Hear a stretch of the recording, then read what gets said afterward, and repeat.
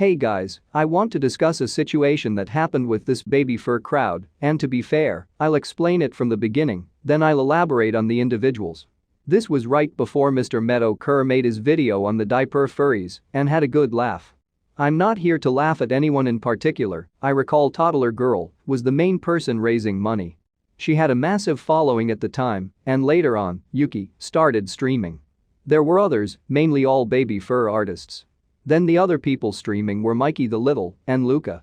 It began with Toddler Girl streaming a bunch of times. Later on, Yuki started to stream. They were doing basic commission work, people would come and go, but it was a legit service. Later on, Mikey the Little started to code websites and people were uncomfortable. Not just because coding websites had nothing to do with furry, but hearing him yell at his daughter. It was his biological daughter, and for him to treat her like garbage, yet want to roleplay or pretend he's a child online, is fucking stupid. This is where I'd individually break this down, because Toddler Girl had nothing to do with this crowd. She was suckered into being included with them, otherwise she had nothing to do with their scam. Yuki, on the other hand, had everything to do with them. She knew that Mikey and Luca were scumbags. Because Yuki is a scumbag herself. Originally, she confused commissioners by accepting donations as SEK currency instead of US currency. She would claim to issue a refund for the US currency and never send it back. But you might wonder what they were donating to. Well, there was this charity formed by Mikey the Little and Luca, which was to send Luca to Mikey's house in Texas. This was backed up by Yuki, where she claimed most commissions she finished would directly be donated to Luca. Threats of Luca being afraid for her life, Luca possibly being in a bad situation, her being afraid of being homeless, were all shrugged off by Luca because she lied. This never happened. She currently lives in the same house to this day. While hundreds and thousands of dollars were donated, to the point they were accepting donations as food to feed Luca. But you might ask yourself, has Luca ever done anything wrong? Well, Luca was married to a man 4 months prior to this donation, no mistakes about it. He died of seizures or whatever medical problems in January of 2016, but they were married for several years. Luca denied her husband existed until she was caught. I'm not going to say she cheated on her husband with Mikey, but it's strange how easy she forgot about her husband, so I don't believe she ever loved him. Not to mention the kid they had, which Luca dumped on her stepmother.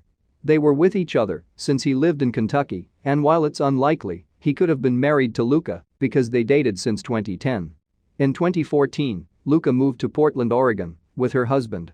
But now he's dead, and she's transgendered, no idea how long it takes for divorce papers, I doubt if they actually had a kid together, you get the idea.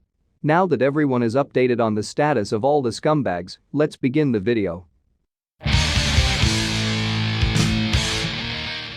Sorry for that long intro, but I wanted to explain everything, so it would all make sense. Toddler Girl isn't innocent because she attracted the audience, but she didn't know it was a scam. The same goes to Yuki, who wasn't known for shit at the time, but she knew about the scam. She also accepted donations that were never documented, so she's just as guilty as the rest. Luca was the target, but after everyone figured her for a scumbag, she's no longer friends with the group. Which sounds odd, because Mikey the Little and Yuki knew about it the whole time. But who benefited off it the most, who actually had nothing to lose and everything to gain? Yeah, that fucktard Mikey the Little, and imagine he's not an actual furry. The only reason why he's around furries is to score free art, to act popular, or to scam furries.